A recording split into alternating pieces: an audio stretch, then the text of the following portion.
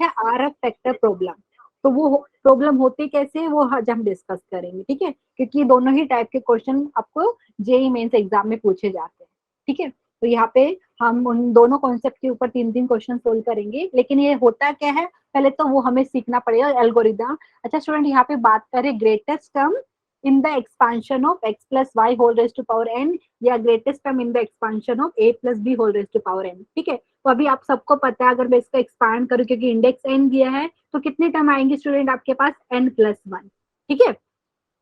ये वाली बात समझ में आई। अच्छा अभी क्या कर रहे हैं, आपको इसमें बताने की जो n प्लस 1 टर्म में से कौन सी टर्म ग्रेटेस्ट है, मतलब ग्रेटेस्ट की मतलब आपको पता है ना, अगर मैं कुछ नंबर आपको दूं जैसे, तो उनमें से कौन सा ग्रेटेस्ट है, मतलब मैक्सिमम है कौन सा, ये आप बता सकते हो। जैसे अगर मैं बोलूँ नंबर 1 2 3, उनमें ग्रेटेस्ट कौन सा है, आप बोलेंगे मैम नंबर 3, ठीक है। तो वैसे ही अगर हम बात करें greatest term in the expansion of x plus y whole raise to power n, इसका मतलब क्या है, इसके एक्सपांशन में आपको n प्लस 1 टर्म दिए रहे, मतलब मिल जाएगी, एंड उन टर्म्स में से कौन सी टर्म की वैल्यू ग्रेटेस्ट है, लार्जेस्ट है या मैक्सिमम है, ठीक है, ये हम इसका मतलब है।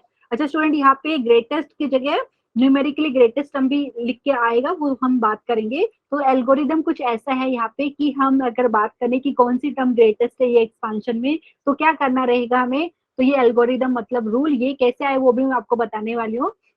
तो पहला स्टेप हमें क्या करना है स्टूडेंट, यहाँ पे r plus 1th term and 8th term का रेशियो इक्वल टू 1 करके आपको r की कुछ वैल्यू मिलेगी, ठीक है।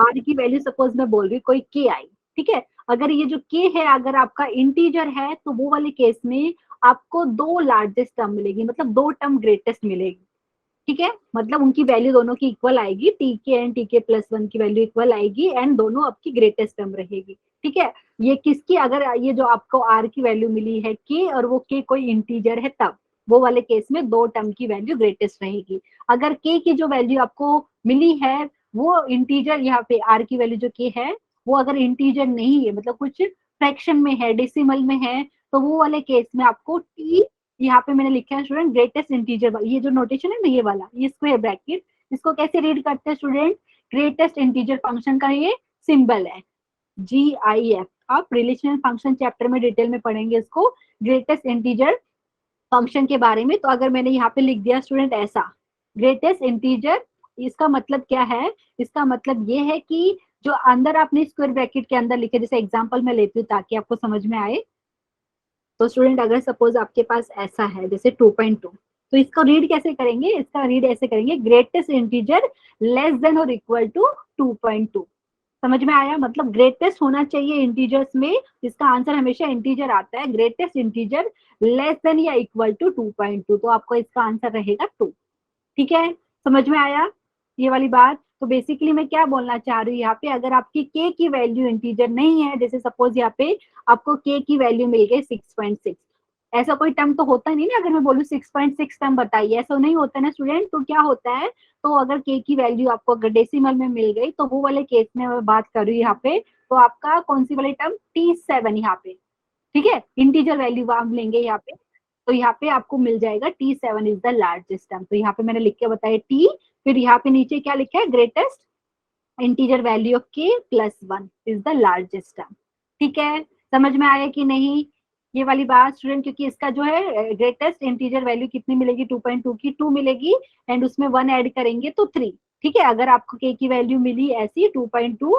तो कौन सी वाली टर्म की बात करेंगे, थर्ड टर्म आपकी ग्रेटेस्ट हो जाएगी, लार्जेस्ट हो जाएगी, ठीक है। ये वाली बात समझ में आई स्टूडेंट, नहीं आई तो प्लीज पूछिए। अभी हम क्वेश्चन सोल्व करेंगे तो आपको अच्छे से ज्यादा आइडिया रहेगा, ठीक है, क्योंकि क्वेश्चन में ऐसा पूछा जाता है, आपको कुछ एक्सपांशन दे देंगे और उसमें आपको पूछेंगे कौन से टर्म की वैल्यू ग्रेटेस्ट रहेगी, लार्जेस्ट रहेगी, ठीक है। ग्रेटेस्ट की जगह न्यूमेरिकली ग्रेटेस्ट भी बोलेंगे, तो न्यूमेरिकली का मतलब क्या है, मैग्नीट्यूड वाइज, ठीक है। समझ में आ रहा है स्टूडेंट, मैग्नीट्यूड पता है, मैग्नीट्यूड कब बात करते हैं, जब आपको उसके एक्सपांशन में प्लस और माइनस दोनों टर्म दिखेगी। तो मैग्नीट्यूड वाइज अगर बात की जाए तो कौन सी टर्म ग्रेटेस्ट है वो हमें बताना है। यहाँ पे मैं न्यूमेरिकली ग्रेटेस्ट भी लिख सकती हूँ, लेकिन न्यूमेरिकली ग्रेटेस्ट वाले केस में स्टूडेंट हम यहाँ पे ये जो लिखे है ना ratio r plus 1th term and 8th term का, वहां पे मॉडुलस लगा दें, क्योंकि मॉडुलस का आंसर हमेशा आपका नॉन नेगेटिव होता है, ठीक है। समझ में आ रहा है, प्लीज बताइए ये वाली चीज, ये एल्गोरिदम हम यूज करेंगे। अगर किसी को कुछ डाउट है तो प्लीज पूछिए, क्वेश्चन सोल्व करेंगे तो आपको बेटर आइडिया मिलेगा, ठीक है। कि आप मैम बोले ग्रेटेस्ट कैसे, वो चीज अभी क्वेश्चन सोल्व करने में पता चलेगा। ठीक है एवरीवन? Yes ma'am. ये एक्सपांशन में आपको पता है n+1 टर्म मिलेगी, लेकिन वो टर्म में से मतलब कौन सी टर्म ग्रेटेस्ट है वो उसको चेक करने के लिए ये 2 स्टेप हमें फॉलो करना पड़ेगा। ठीक है, तो यहाँ पे कुछ क्वेश्चन लिए हुए स्टूडेंट मैंने, तो लेट अस सोल्व, उनको सोल्व करते हैं। ठीक है, तो पहला क्वेश्चन है find the greatest term in the expansion of 1 + x whole raise to power 10 when x is equal to 2/3।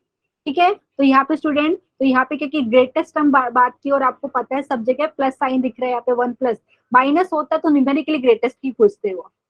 ठीक है, या यहाँ पे भी सेम क्वेश्चन में न्यूमेरिकली ग्रेटेस्ट बोलते तो स्टूडेंट आप मैग्नीट्यूड लेते एंड यहाँ पे बिना मैग्नीट्यूड लिए सेम ही आंसर आता, क्योंकि आपको पता है इसके एक्सपांशन में जितने भी टर्म रहेंगे वहां पे सब जगह प्लस साइन रहेगा। ठीक है, समझ में आ रहा है स्टूडेंट ये वाली बात?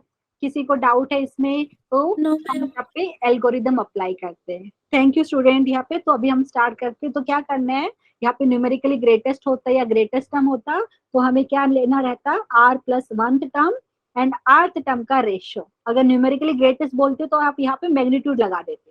ठीक है, मतलब अगर इन बिटवीन कहीं पे माइनस साइन होता तो वो उसका मैग्नीट्यूड, क्योंकि यहाँ पे एक चीज आपको ध्यान रखनी है, magnitude of -x is same as x।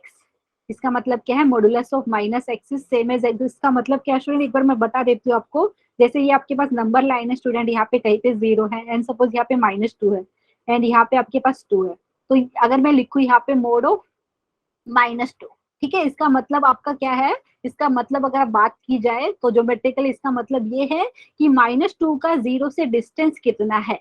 Distance हमेशा आपका नॉन नेगेटिव होता है स्टूडेंट, तो मॉडुलस ऑफ -2 आप 2 बताएंगे, वैसे ही मॉडुलस ऑफ 2 भी आपका 2 ही आता है। ठीक है, तो इसलिए मैंने लिखा mod of -x is same as, यहाँ पे मोड x आएगा, यहाँ पे x भी मोड x। ठीक है, ये वाली बात समझ में आई? Ma'am yes ma'am. ये स्टूडेंट यहाँ पे अगर न्यूमेरिकली ग्रेटेस्ट बोलते तो आप ये मैग्नीट्यूड ले लेते, मतलब यहाँ पे मॉडुलस का साइन ले लेते, तो यहाँ पे, और लेकिन क्योंकि आपको पता है ये जो टर्म्स है सब इसके एक्सपांशन में पॉजिटिव ही मिलने वाली है, इसके लिए मैं क्या कर रही हूँ, यहाँ पे मैंने मॉडुलस नहीं लिया, लेकिन आप मॉडुलस लेंगे तो भी ये वाले केस में तो सेम आंसर आएगा, क्योंकि आपको पता है इसके एक्सपांशन में सब टर्म का साइन की बात की जाए तो वो पॉजिटिव है। ठीक है, तो अभी के लिए मैं सिर्फ इतना ये वाला इरेज कर देती हूँ, लेकिन एक क्वेश्चन में मॉडुलस लेके भी दिखाने वाली हूँ। अच्छा स्टूडेंट, हमने r+1 term and rth term का रेशियो लिया है और जिसको इक्वल टू 1 करके अभी हमें सोल्व करना है और r की वैल्यू निकालनी है। ठीक है, तो यहाँ पे स्टूडेंट मुझे बताइए जनरल टर्म r+1 टर्म क्या होगा ये एक्सपांशन की? 10cr into x raise to power r। Very good, excellent student. याद है कि नहीं सबको, 1 + x whole raise to power n के एक्सपांशन में जनरल टर्म क्या होती है, ncr into x to the power r। ठीक है, तो ये हो गया। अच्छा यहाँ पे नीचे बताइए डिनोमिनेटर में कौन सी टर्म आएगी, rth टर्म, तो यहाँ पे हो जाएगा 10cr-1, ये ध्यान दीजिए आप लोग, एंड यहाँ पे x का पावर हो जाएगा आपके पास r-1 एंड ये दिस इज इक्वल टू 1। तो मैं यहाँ पे स्पेस है हमारे पास, तो यहाँ पे कंटिन्यू करती हूँ। स्टूडेंट यहाँ पे किसी को याद है वो वाला रिजल्ट, ये वाला NCR डिवाइडेड बाई NCR-1 क्या होता है, n-r+1 डिवाइडेड बाई r। ये रिजल्ट मैं बार बार यूज करने वाली, तो यहाँ पे प्लीज आप इसको याद रखना। तो यहाँ पे देखिए 10cr डिवाइडेड बाई 10cr-1 को मैं ऐसा, यहाँ पे n की वैल्यू हो जाएगी 10, ऐसा यूज करके लिखने वाली हूँ। ठीक है, किसी को डाउट है इस पे तो प्लीज पूछ लीजिए, अदरवाइज हम 10cr डिवाइडेड बाई 10cr-1 को कैसा लिखेंगे, हम ऐसा लिखेंगे डायरेक्टली रिजल्ट से। तो ये हो जाएगा हमारे पास 10-r+1 डिवाइडेड बाई r। ठीक है, ये चीज हमने क्या किया है, 10cr डिवाइडेड बाई 10cr-1 को इससे रिप्लेस कर दिया। स्टूडेंट एक्स के बारे में क्या ख्याल है आपका, बताइए। इंडाइसिस का प्रॉपर्टी, एक्स का पावर r है न्यूमरेटर में, डिनोमिनेटर में एक्स का पावर r-1 है, दोनों को कंबाइन करेंगे x मिलेगा, सिर्फ x का पावर 1 मिलेगा। एग्री कर ली, देखो यहाँ पे लिख के दिखा देते हैं। ठीक है, ये हो जाएगा r ऐसा। ठीक है, क्योंकि यहाँ पे माइनस था तो यहाँ पे ब्रैकेट लगाएंगे तो ओपन करेंगे तो ये मिलेगा, तो यहाँ पे r और -r कैंसिल, तो x का पावर 1 मिलेगा। ठीक है, एंड ये राइट साइड में इक्वल टू 1 है। किसी को डाउट है इसमें प्लीज बताइए। अच्छा स्टूडेंट, अभी हमें x की वैल्यू बोली है, x की वैल्यू कितने 2/3, ठीक है, तो क्या करना है, at x is equal to 2/3 हमें इसको कैलकुलेट करना है, ठीक है, क्योंकि एक्स की वैल्यू पता रहेगी तो ही हम इसको आर की वैल्यू निकालेंगे ना यहाँ से। At x is equal to 2/3 क्या मिलेगा बताइए, 10 माइनस आर। ओके, पहले इसको सिंप्लीफाई कर लेते हैं स्टूडेंट। कौन बताएगा ब्रैकेट में क्या लिखूं मैं, 10 माइनस आर प्लस 1 मतलब 11 माइनस आर हो गया। देखिए 11 माइनस आर अपॉन आर, और यहाँ पे एक्स आना चाहिए, एक्स की वैल्यू कितनी दी अपने को, 2/3 एंड ये इक्वल टू 1। स्टूडेंट सोल्व कीजिए, क्या हो गया, 2 इंटू 11 माइनस आर, और ये जो 3 और आर है उसको मैं क्रॉस मल्टीप्लाई कर देती हूँ, तो यहाँ पे 3r हो गया। ठीक है, अभी कौन बताएगा मुझे मिल रहा है 22 minus 2r is equal to 3r। ठीक है, नेक्स्ट स्टेप में लिखते हैं बाकी का। तो हमें क्या मिला स्टूडेंट, हमें मिला है 22 is equal to 3r plus 2r। ठीक है, किसी को डाउट रहेगा तो प्लीज पूछिए, हम जस्ट सिंप्लीफाई कर रहे हैं, यहाँ से आर की वैल्यू बताइए मुझे। तो मुझे लग रहा है यहाँ पे 22 इज इक्वल टू 5r आया, मतलब यहाँ पे आपको मिला है 5r इज इक्वल टू 22, मतलब r की वैल्यू आपके पास हो गई 22/5। Very good 22/5। एंड स्टूडेंट इसको अगर लिखे, क्योंकि ये पूरा इंटीजर वैल्यू तो नहीं दे रहे, तो ये कितना हो जाएगा 4.4। ठीक है, तो यहाँ से एक बात की जाए स्टूडेंट, क्या हो जाएगा, देयरफॉर कौन सी टर्म, देयरफॉर यहाँ पे टर्म लिखेंगे, यहाँ पे देखो, यहाँ पे मैं ऐसा नोटेशन लिख के दिखा रही हूँ, नहीं तो मैं डायरेक्टली लिख के आपको बता सकती थी। टी, और यहाँ पे नीचे क्या लिखा है, greatest integer value of 4.4 plus 1, मतलब क्या है, बेसिकली मैं कहना चाह रही हूँ जो नेक्स्ट यहाँ पे जो इमीडिएटली जो इंटीजर आएगा ना इसके बाद 4.4 के बाद, मतलब फिफ्थ टर्म, क्योंकि आपको पता है 4.4 जैसा कोई टर्म होता नहीं है हमारे पास। ठीक है, समझ में आ रहा है स्टूडेंट, फर्स्ट टर्म होता है, सेकंड टर्म होता है, थर्ड टर्म होता है, फोर्थ टर्म होता है, लेकिन 4.4 टर्म ऐसा कुछ नहीं होता है। इसके लिए यहाँ पे मैंने लिखा देयरफॉर टी, ये जो अपना है ग्रेटेस्ट इंटीजर 4.4 प्लस 1, ये वाली जो टर्म है is the greatest term, is the greatest term. किसी को डाउट है इसमें प्लीज बताइए, सबको समझ में आया क्या क्या हमने, यस ये है मैम। क्या? Yes ma'am. ओके स्टूडेंट, तो यहाँ पे T5 आपका ग्रेटेस्ट टर्म हो गया, क्योंकि क्वेश्चन में ऐसा बोला था, find the greatest term in the expansion of this. अच्छा स्टूडेंट, हमें ये तो पता चल गया कि फिफ्थ टर्म ग्रेटेस्ट है, ऑप्शन में तो आपको ऐसा ही मिलना चाहिए कि कौन सी टर्म ग्रेटेस्ट है, जैसे third term, fourth term, six term. अगर बाई चांस वो अगर आपको बोल रहे हैं कि वहां पे टर्म की वैल्यू भी दे दी तो आप निकाल सकते हो, क्योंकि यहाँ पे हमको मिल गया कि फिफ्थ टर्म ग्रेटेस्ट है, ये हमने एल्गोरिदम यूज किया। ठीक है, जनरल टर्म आपको पता है, अगर आपको बाई चांस ऑप्शन में ऐसा मिल गया कि वहां पे वैल्यू दिया हुआ है आपको, ठीक है, तो निकाल पाएंगे आप यहाँ पे। यहाँ पे किसी का हैंड रेज है, शिवानी बताइए, क्योंकि यहाँ पे जितना मैंने लिखा है वहां पे मैंने सिर्फ इतना बताया कि फिफ्थ टर्म आपका ग्रेटेस्ट टर्म है यहाँ पे इन द गिवन एक्सपांशन। ठीक है, शिवानी प्लीज बताइए, कुछ डाउट है तो। मैम बैक में ये रेशो है 10 CR इंटू एक्स की पावर हाँ, आर, ये रेशो इसके बाद पता नहीं लग रहा है। अच्छा ये वाली चीज समझ में आई आपको? Yes ma'am. अच्छा, इसके बाद हमने क्या किया, ये जो 10 CR और ये जो डिनोम, देखो एक बार मैं लिख के दिखा देती हूँ वापिस, हमने क्या किया है यहाँ पे शिवानी, 10 CR और ये न्यूमरेटर में था, डिनोमिनेटर में हमारे पास था 10 CR-1, इसको हमने डायरेक्टली जो रिजल्ट था ना NCR वाला, NCR डिवाइडेड बाई NCR-1, तो वो यूज करके ऐसा लिख दिया है 10 - R+1 डिवाइडेड बाई R। ठीक है, फिर जस्ट हमें सिंप्लीफाई किया, इसके बाद क्या किया, देखो ये लिख दिया। ठीक है, फिर हम यहाँ पे इंडाइसिस के प्रॉपर्टी लगाए, तो यहाँ पे x का पावर r न्यूमरेटर में था, डिनोमिनेटर में x का पावर r-1 था। ठीक है, तो यहाँ से जस्ट आपको क्या मिला, x का पावर 1 मिला। इंडाइसिस का प्रॉपर्टी, a का power m divided by a raise to power n क्या होता है, a to the power m-n। ठीक है, शिवानी समझ में आया, बाकी लोग बताइए सब स्टूडेंट इसको। फिर उसके बाद हमें x की वैल्यू 2/3 दी हुई थी, at x is equal to 2/3 पे, ये जो रिलेशन जो हमने ऊपर लिखा, तो इसमें क्या चेंज होगा, यहाँ पे हमने x की वैल्यू 2/3 सब्स्टिट्यूट कर दी है स्टूडेंट, वहां से हमें r की वैल्यू मिली ये 4.4। ठीक है, लेकिन आपको पता है ये टर्म की बात कर रहे तो 4.4 जैसा टर्म कोई होता नहीं है, तो बेसिकली यहाँ से मैंने लिख के बताया, देयरफॉर टी यहाँ पे greatest integer value of 4.4 plus 1, मतलब यहाँ पे T5 is the greatest term हो गई। अभी मैं क्या कहना चाह रही हूँ, अगर बाई चांस ऑप्शन में उन्होंने ये दे दिया कि वैल्यू बता दी वो टर्म की, तो वो मुझे लगता है आप निकाल पाएंगे, क्योंकि आपको जनरल टर्म पता है, आपको ये भी पता है फिफ्थ टर्म ग्रेटेस्ट है, निकाल सकते हैं ना स्टूडेंट। जैसे अभी आपको ये वाली बात करो T5 की, जनरल फॉर्म आपको पता है यहाँ पे कैसा था, NCR, ठीक है, एंड यहाँ पे कैसा था आपके पास into x to the power r, क्या किया मैंने, ओके, यहाँ पे x to the power r था, ठीक है। आपको पता है आर की वैल्यू, क्योंकि यहाँ पे आपने फिफ्थ टर्म की बात करी है, ठीक है, तो यहाँ पे हो गया आपके पास NC4, ठीक है।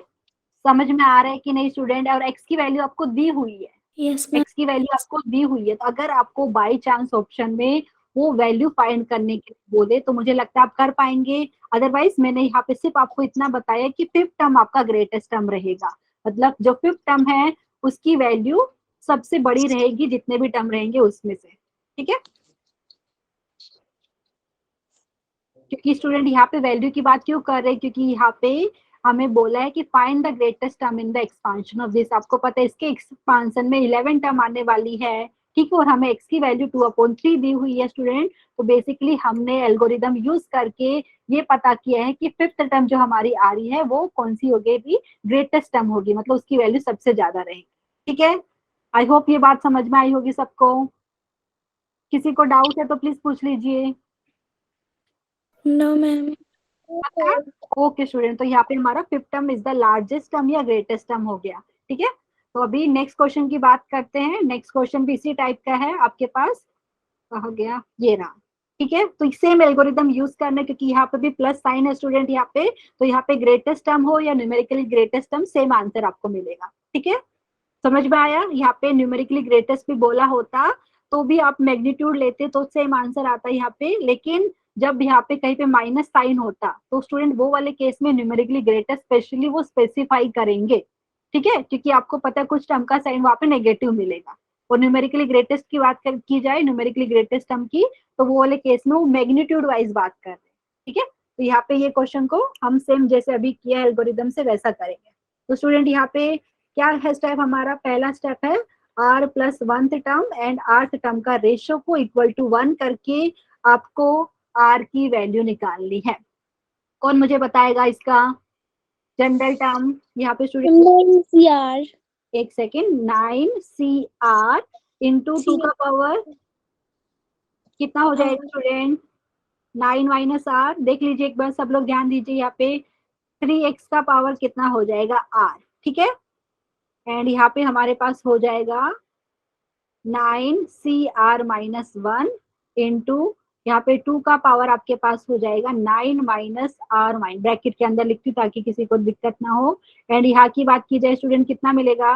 3x का पावर आपके पास हो जाएगा r माइनस 1, और इसको आपको इक्वल टू 1 करना है, ठीक है। यहाँ पे मैं लिख देती हूँ क्योंकि यहाँ पे थोड़ा स्पेस है। तो कौन मुझे बताएगा सिंप्लीफाई करके? Everyone, NCR divided by NCR minus 1 आपको पता है n minus r plus 1 divided by r होता है। तो यहाँ से मुझे अप्लाई करके बताइए, आप लोग मेरे से पहले सोल्व करना चाहिए। तो यहाँ पे हमें मिलेगा 9 minus r plus 1 divided by r, ठीक है स्टूडेंट, ये वाली बात समझ में आई? मैंने रिजल्ट यूज किया डायरेक्टली। अच्छा, वो बाकी टर्म का बताइए, इंडेक्स के बारे में। 2 का पावर कितना आएगा एवरीवन? न्यूमरेटर में 2 raise to power 9 minus r है, डिनोमिनेटर में 2 का पावर 9 माइनस फिर ब्रैकेट में r माइनस 1 है। सिंप्लीफाई करके मुझे बताइए क्या मिल रहा है सबको? मुझे लगता है 2 का पावर माइनस 1 मिलेगा, चेक कीजिए एवरीवन, कर सकते हैं ना यहाँ पे? Yes ma'am. अच्छा, 3x का पावर कितना मिल रहा है? 3x का पावर 1 मिलेगा आई थिंक यहाँ पे, तो 3x आएगा, मैं डायरेक्टली लिख रही हूँ स्टूडेंट, प्लीज वेरीफाई। एंड यहाँ पे राइट साइड में 1 है, ठीक है। आप चाहे तो नेक्स्ट स्टेप में लिखेंगे ऐसा। ओके, इसको थोड़ा ब्रैकेट को ओपन कर लेते हैं स्टूडेंट। सो 9 माइनस r प्लस 1 मतलब ये हो गया आपके पास 10 माइनस r अपॉन r, ठीक है, 10 माइनस r अपॉन r, और इंटू आपको पता है 2 का पावर माइनस 1 है, मतलब 1/2 हो गया, इंटू 3x इक्वल टू 1, ठीक है। तो यहाँ से हम क्या लिख सकते हैं? At x is equal to 3/2, यहाँ पे x की वैल्यू 3/2 सब्स्टिट्यूट कीजिए और मुझे बताइए r की क्या वैल्यू आ रही है? 10 minus r upon r into 1/2 into 3x है, x की वैल्यू आपके पास 3/2, ठीक है, this is equal to 1। Everyone solve कीजिए और मुझे बताइए आपको r की क्या वैल्यू मिल रही है यहाँ पे। बहुत इजी क्वेश्चन है, किसी को नहीं समझ में आए तो आप पूछ सकते हो, ठीक है। तो यहाँ से बात की जाए तो मुझे लग रहा है यहाँ पे मिल रहा है 10 माइनस आर अपॉन आर, और यहाँ की बात की जाए स्टूडेंट हमें मिल रहा है 9/4 इज इक्वल टू 1। ठीक है, तो नेक्स्ट स्टेप में मैं लिख देती हूँ। तो नेक्स्ट स्टेप में हमें मिल रहा है 9 × 10⁻⁻r, और यहाँ पे क्या हो रहा है देखिए, डिनोमिनेटर में r/4 है, और जो r/4 को क्रॉस मल्टीप्लाई कर देते हैं। ठीक है, तो यहाँ पे हमें मिलेगा 4r। चेक कर लीजिए एवरीवन, कुछ मिस्टेक हो तो प्लीज बताइए। तो ये हो गया 90 minus 9r is equal to 4r। इसका मतलब क्या है, इसका मतलब है 90 is equal to 4r plus 9r। ठीक है, हमने माइनस 9r को राइट साइड में भेज दिया है, तो यहाँ से मिला 90 इज इक्वल टू 13r 13। ठीक है स्टूडेंट, यहाँ से कोई मुझे बताएगा आर की वैल्यू, आर की वैल्यू 90/13। ये कुछ डेसिमल में आ रहा है, बताइए कितना आ रहा है, 6.9 या 6.8 कुछ आ रहा है, 8 या 9? 9 चेक कर लीजिए, क्योंकि आपको पता है 13 7 होता है 91, तो चेक करना पड़ेगा कि 6.8 है कि 6.9, आप लोग चेक कीजिए। तो लेकिन इतना पता है कि वो इंटीजर वैल्यू नहीं है। ठीक है, तो यहाँ से स्टूडेंट यहाँ से क्या लिखेंगे, देयरफॉर यहाँ पे टी लिखेंगे, और यहाँ पे मैं लिख के दिखा देती हूँ, अदरवाइज आपको पता भी चल गया कौन सी वाली टर्म है। बेसिकली 7th टर्म आपका ग्रेटेस्ट टर्म हो जाएगा। ठीक है, ये मैं लिख देती हूँ T7, क्योंकि 6.9 जैसा कोई टर्म नहीं होता है, 6.9 टर्म ऐसा नहीं बोलते हम। ठीक है, तो यहाँ पे टर्म लिखा स्टूडेंट टी, फिर यहाँ पे मैंने लिखा greatest integer value of 6.9 plus 1, क्योंकि 6.9 का ग्रेटेस्ट इंटीजर वैल्यू कितना आएगा स्टूडेंट, यहाँ पे 6 आएगा। ठीक है, 6 प्लस 1 से 7 यहाँ से मिला। ठीक है स्टूडेंट, किसी को डाउट है तो प्लीज पूछ लीजिए। इसका मतलब है ग्रेटेस्ट इंटीजर लेस देन और इक्वल टू 6.9। तो इसका आंसर हमेशा स्टूडेंट आपके पास इंटीजर आता है, अभी रिलेशन और फंक्शन चैप्टर में अच्छे से पढ़ेंगे इसके बारे में। ठीक है, तो ये हो गया 6, और उसमें 1 ऐड किया तो बेसिकली 7 मिला, मतलब 7th टर्म आपका ग्रेटेस्ट टर्म हो गया या लार्जेस्ट टर्म हो गया, is the largest term, is the largest term या ग्रेटेस्ट टर्म। किसी को डाउट है इसमें प्लीज बताइए, सबको समझ में आया क्या किया हमने? Yes ma'am. ओके स्टूडेंट, तो यहाँ पे स्टूडेंट ये वाली चीज पता चली हमें कि ये जो एक्सपांशन है 2 + 3x whole raise to power 9 का एक्सपांशन में हमारे 7th टर्म ग्रेटेस्ट टर्म मिलेगी, एंड यहाँ पे x की वैल्यू 3/2 दी हुई है। ठीक है, तो यहाँ पे ये चीज हमें समझ में आया। एंड स्टूडेंट, अगर आपको ऑप्शन में कभी वैल्यू कैलकुलेट करके निकली बोला तो आप कर सकते हैं, क्योंकि आपको पता है कि जनरल टर्म कैसे लिखना है, 7th टर्म आपको पता है ग्रेटेस्ट टर्म है यहाँ पे, तो आप वैल्यू भी निकाल सकते हो। ठीक है, अगर ऑप्शन में वैसा दिया हो तो यहाँ पे स्टूडेंट एक क्वेश्चन मैंने ऐसा लिया है, find the greatest term numerically in the expansion of 3 - 5x whole raise to power 11 at x is equal to 1/5। अच्छा स्टूडेंट, क्योंकि जो पहले जो 2 क्वेश्चन किए थे वहां पे क्या हो रहा था, जो एक्सपांशन हमें मिल रहा था वहां पे इन बिटवीन मतलब बाइनोमियल जो टर्म बेसिकली वो था एक्सप्रेशन, वहां पे दोनों जगह प्लस साइन था। लेकिन अभी क्या हो रहा है स्टूडेंट, ये जो हमें दिया एक्सपांशन, यहाँ पे 3 - 5x है, उसका होल रेज़ टू पावर 11 है। तो आपको पता है इसके एक्सपांशन में वैसे तो 12 टर्म्स आएंगी। ठीक है, और अभी जो टर्म्स है वहां पे आपको पता है आधे टर्म्स में प्लस साइन आने वाला है, काफी टर्म्स में आपको माइनस मिलने वाला है। ठीक है, मैं आधा मतलब ऐसा मैं बोल रही हूँ यहाँ पे, क्योंकि यहाँ पे टोटल देखिए कितने टर्म्स है आपके पास, 12।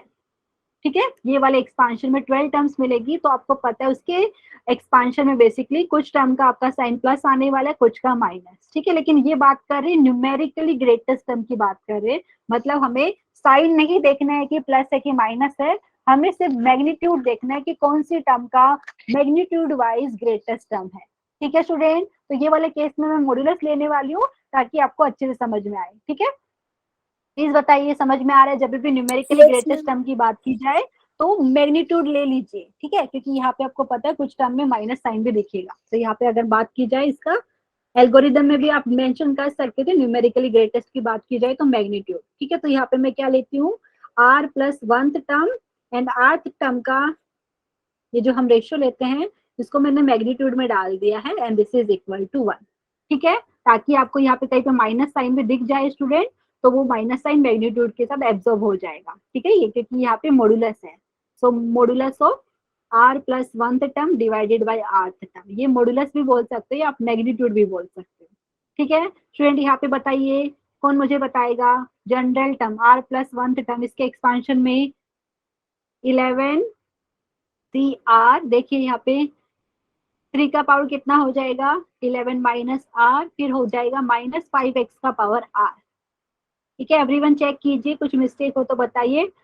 8th टर्म क्या हो जाएगा स्टूडेंट? यहाँ पे 8th टर्म हमारे पास हो जाएगा यहाँ पे, एवरीवन यहाँ पे हो जाएगा 11 CR माइनस 1 इंटू 3 का पावर आपके पास हो जाएगा 11 माइनस, फिर ब्रैकेट के अंदर मैंने r माइनस 1 लिख दिया है। एंड यहाँ से बात की जाए माइनस 5x, उसका पावर कितना हो जाएगा? r minus 1। इसका मैग्नीट्यूड हमें लेना है, मॉडुलस लगाया मैंने यहाँ पे, राइट साइड में है 1। ठीक है, किसी को डाउट है? एवरीवन प्लीज बताइए। अच्छा, तो अभी सिंप्लीफाई करके आप लोग मुझे बताने वाले हैं क्या लिखूं मैं, क्योंकि मैंने वो रिजल्ट बार बार यूज किया लास्ट 2 क्वेश्चन में भी। तो 11 CR divided by 11 CR minus 1 को हम ऐसा लिखेंगे, 11 माइनस R प्लस 1 एंड यहाँ पे R। ठीक है, ये हो गया। अभी कौन मुझे 3 के पावर के बारे में बताने वाला? क्या आ रहा है? 3 रेज टू क्या आएगा आपको? आई थिंक माइनस 1 मिलेगा। स्टूडेंट प्लीज चेक कीजिए। Yes ma'am. लास्ट क्वेश्चन में भी ऐसा ही था हमारे पास, तो यहाँ पे 3 रेज टू पावर माइनस 1 मिला। Okay, what about this student? Minus 5x का पावर के बारे में क्या ख्याल है आपका? यहाँ पे माइनस 5x का पावर कितना मिलेगा? 1 मिलेगा, देख लीजिए, इंडाइसिस का प्रॉपर्टी यूज कीजिए। सो माइनस 5x का power r minus r plus 1 ऐसा आएगा। ठीक है, तो यहाँ पे अभी के लिए तो मैं मैग्नीट्यूड, कहा गया, यहाँ पे मैग्नीट्यूड मैंने लगाया नहीं, मतलब मॉडुलस का साइन अभी लगाना पड़ेगा यहाँ पे। सो माइनस 5x का पावर 1 आ रहा है। ठीक है, और राइट साइड में हमारे पास 1। ठीक है, किसी को डाउट है इसमें? अच्छा स्टूडेंट, जैसे मैंने आपको बताया था कि modulus of minus x is same as modulus of x, दोनों का आंसर सेम आता है क्योंकि हम मैग्नीट्यूड की बात कर रहे हैं। ठीक है, तो यहाँ पे बीच में जो माइनस साइन था, तो बेसिकली इसके मैग्नीट्यूड की बात करूँ तो मैं वो वाला साइन अभी, देखो ये मैग्नीट्यूड का साइन अभी रिमूव कर रही हूँ, तो यहाँ से मैं डायरेक्टली ऐसा लिख रही हूँ। ठीक है, आप चाहे तो मॉडुलस का साइन रहने दीजिए, कोई प्रॉब्लम नहीं वैसे स्टूडेंट। ठीक है, लेकिन यहाँ पे क्या हो रहा है, यहाँ पे जो आर है जो हम लिखते हैं ना, वो टर्म का डिसाइड करेगी कि कौन सी वाली टर्म के लिए आप, क्योंकि हमें ऐसा लिखते हैं, सफिक्स नीचे लिख रहे हैं ना यहाँ पे। ठीक है, ये वाली बात समझ में आ रही है स्टूडेंट? क्योंकि यहाँ पे हमने लिखा है magnitude of this is equal to 1। ठीक है, तो यहाँ से अभी क्योंकि ये जो माइनस साइन है ये मॉडुलस वो आपका एब्जॉर्ब कर लेगा, तो यहाँ से मैं डायरेक्टली ऐसा लिख रही हूँ। यहाँ से स्टूडेंट, यहाँ से हम लिख रहे हैं 11 माइनस r प्लस 1, मतलब ये हो गया 12 माइनस r अपॉन r। ठीक है, एंड यहाँ से आपको मिलेगा 3 का पावर माइनस 1, मतलब 1 अपॉन 3। एंड यहाँ से स्टूडेंट, क्योंकि मैंने बताया magnitude of minus x is same as magnitude of x, modulus की बात कर रहे हैं। ठीक है, यहाँ पे स्टूडेंट क्या लिखूं मैं? 5x लिख रही हूँ। किसी को डाउट है? क्योंकि अभी मैं मैग्नीट्यूड ये जो है मॉडुलस का साइन रिमूव कर रही हूँ, प्लीज बताइए, किसी को डाउट है तो? एवरीवन, एंड यहाँ पे हमें मिला इक्वल टू 1। No ma'am. ठीक है, ये चीज मैंने इसलिए लिखा क्योंकि हमें बेसिकली जो r की जो वैल्यू चाहिए ना स्टूडेंट, वो पॉजिटिव चाहिए, इसके लिए मैंने ऐसा लिखा। अदरवाइज आपने, अगर मैं ऐसा बोलती स्टूडेंट, अगर जैसे मैंने लिखा होता mod of x is equal to 1, तो यहाँ से आप ऐसा बोलते कि x is equal to plus और माइनस 1, याद है आपको? लेकिन यहाँ पे मैं इसके बाद ये स्टेप क्यों लिखा, क्योंकि आपको बेसिकली r की वैल्यू पॉजिटिव चाहिए, r की वैल्यू 0 हो सकती है। ठीक है, 1 2 3 ऐसा आपको पता है, जितना इंडेक्स रहता है वो एक्सपांशन में, जो बाइनोमियल एक्सप्रेशन की बात करें, इसके लिए मैंने यहाँ पे ये चीज होती है, लेकिन मैं यहाँ पे पॉजिटिव वैल्यू चाहिए, इसके लिए मैंने क्या किया, मॉडुलस ऑफ यहाँ पे जो माइनस साइन था वो एब्जॉर्ब कर दिया। ये वाली चीज हम जब रिलेशन फंक्शन पढ़ेंगे डिटेल में पढ़ेंगे। ठीक है, अच्छा किसी ने हैंड रेज किया है क्या? अच्छा स्टूडेंट, यहाँ पे मुझे बताइए अभी क्या हो रहा है। अभी हमें x की वैल्यू कुछ दी थी क्वेश्चन में, x की वैल्यू 1/5 दी हुई है। ठीक है, तो at x is equal to 1/5, कौन मुझे बताएगा? यहाँ पे हमें मिलेगा 12 minus r upon r into यहाँ पे x की वैल्यू 1/5। ठीक है, इज इक्वल टू 1 हो जाएगी। 5 वैल्यू 5 से कैंसिल हो गया, एंड यहाँ से क्या मिलेगा आपको स्टूडेंट? आपको मिलेगा 12 माइनस r, एंड ये जो 3 इंटू आर है ये क्रॉस मल्टीप्लाई कर देते, ये हो गया 3r। ठीक है, यहाँ से कौन मुझे बताएगा? आपको मिल रहा है यहाँ पे 12 इज इक्वल, एक सेकेंड, कुछ मिस्टेक किया है क्या हमने? सही लिखा है, तो 12 is equal to 3r plus r हो गया। स्टूडेंट अगर मैं फास्ट जा रही हूँ तो भी मुझे बताइए, सबको नहीं समझ में आ रहा तो प्लीज पूछिए, ठीक है। तो हमें मिला है 12 इज इक्वल टू 4R, मतलब यहाँ से बात की जाए R is equal हमें to R, 3. Very good, R is equal to 3R है, ठीक है। तो स्टूडेंट यहाँ पे R की वैल्यू 3 मिली। हमने एल्गोरिदम में पढ़ा था जब आपका जो R is equal to K है, K की वैल्यू इंटीजर आती है, तो वो वाले केस में दो टर्म का वैल्यू सेम आता है और वो ग्रेटेस्ट होता है। न्यूमेरिकली यहाँ पे ग्रेटेस्ट की बात कर रहे हैं, ठीक है। तो यहाँ से अगर हम बोलेंगे, हमने न्यूमेरिकल की बात कर ही ली है ऑलरेडी, क्योंकि हमने स्टार्टिंग में वहां पे मॉडुलस ले लिया था। सो R की वैल्यू 3 आई, जो एक इंटीजर है। तो यहाँ से आप क्या बोलेंगे, यहाँ से बोलेंगे T3 and T4 are the numerically greatest term, ठीक है, क्योंकि यहाँ पे न्यूमेरिकली स्पेशली बोला है, इसके लिए T3 and T4 are numerically, एक सेकंड अच्छे से नहीं लिख के,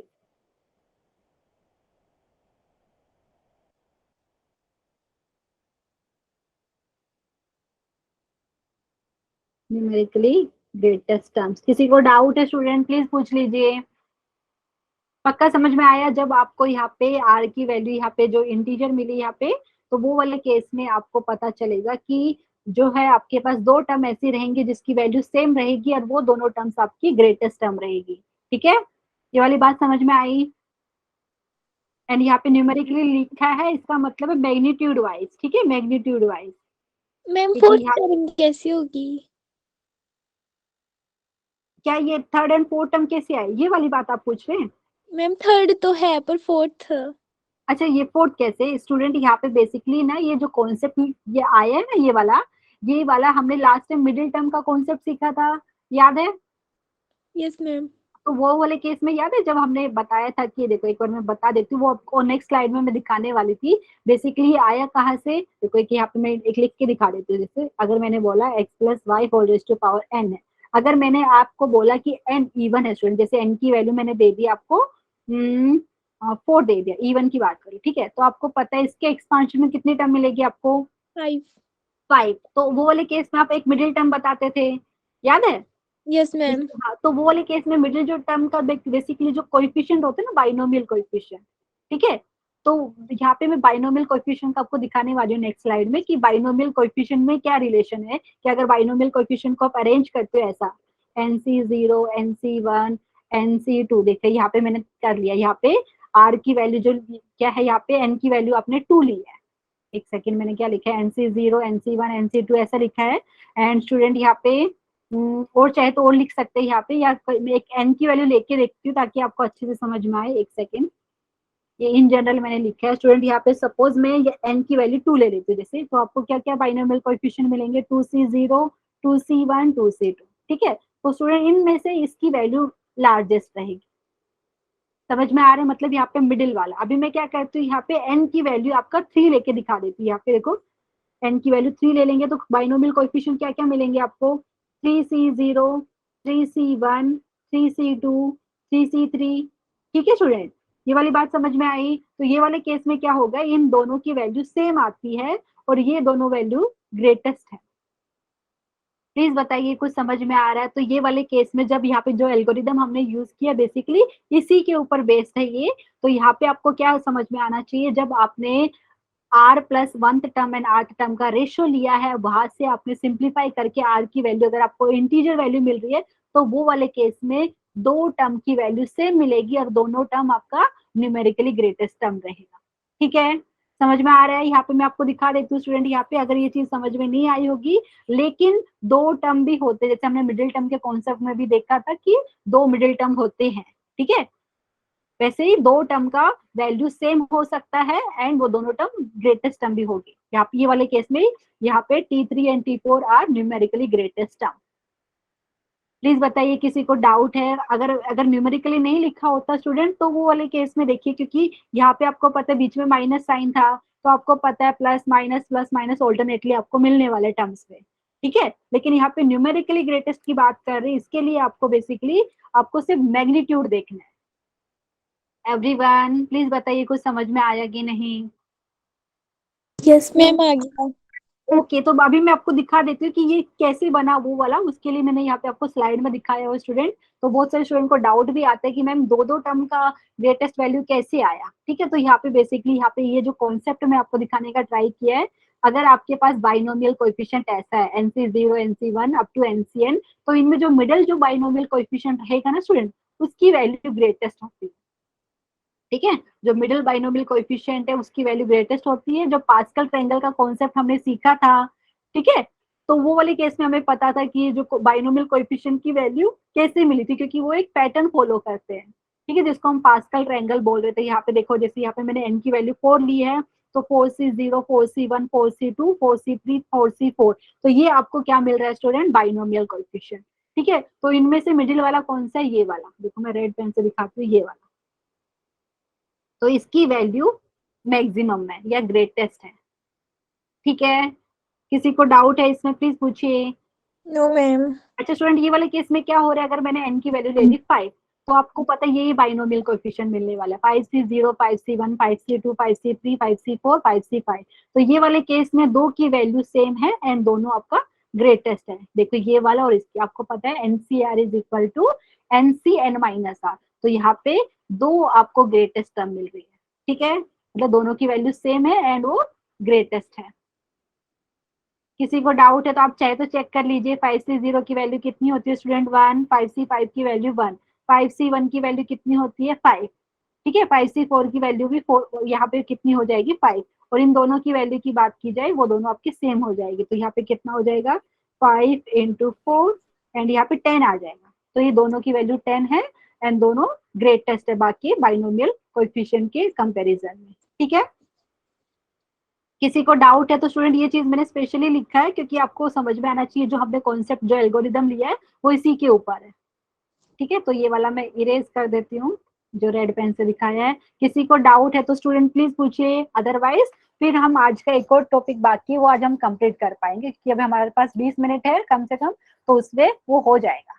किसी को डाउट है यहाँ पे स्टूडेंट, वापस से मैं आपको बता देती हूँ, जब भी न्यूमेरिकली ग्रेटेस्ट की बात की जाए, न्यूमेरिकली ग्रेटेस्ट टर्म की बात की जाए, तो क्या करेंगे आप, मैग्नीट्यूड लेंगे, मॉड्यूलस लगाएंगे, ठीक है। तो जहाँ पे भी माइनस साइन दिखेगा, ठीक है, वो वाला एब्जॉर्ब हो जाएगा, ठीक है।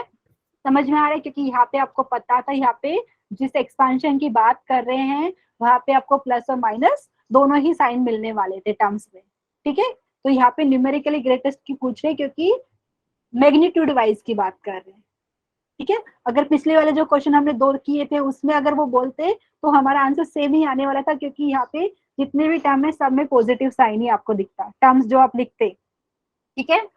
तो यहाँ पे greatest term and numerically greatest ये वाले क्वेश्चन में ये वाले एक्सपांशन में सेम ही हो गया, ठीक है। प्लीज बताइए, अदरवाइज आप मॉड्यूलस भी लेते तो अभी भी सेम ही आंसर आता। एवरीवन, किसी को डाउट है? No ma'am. ओके स्टूडेंट, तो यहाँ पे स्टूडेंट अब आज हम क्या करने वाले, ये वाला चीज भी डिस्कस हो गया, ये भी हो गया, ये वाला। अच्छा स्टूडेंट, यहाँ पे मैंने लिखा है RF फैक्टर प्रॉब्लम, ठीक है। लेकिन होता क्या है वो मैं आपको बता देती हूँ, RF फैक्टर प्रॉब्लम्स लिख सकते हैं यहाँ पे।